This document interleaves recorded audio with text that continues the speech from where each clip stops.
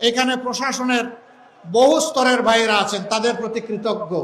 তাদের ব্যাপারে একটা কথা, আমরা সবাই এদেশের নাগরিক, পরস্পরের সম্পূরক, সাহায্যকারী।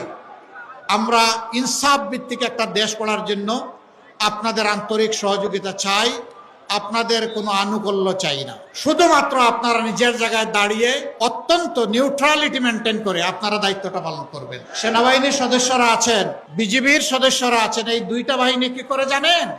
এই বাহিনীতে ঢোকার সময় শপথ নেয় দেশের জন্য জীবন দেব, কিন্তু আমার দেশের 1 ইঞ্চি মাটি কাউকে দেব না। তাদের তুলনা শুধু তাদের সাথে, অন্য কারো সাথে নয়। অন্য কোনো সার্ভিসে এটি নেই। পুলিশের সদস্যরা তারা দায়িত্ব পালন করছেন। এই একটা বাহিনীর দিন নাই রাত নাই, 24 ঘন্টা ডিউটি। অনেক সময় দুষ্ট লোককে দূরতে গিয়ে নিজের জীবনটাও চলে যায়।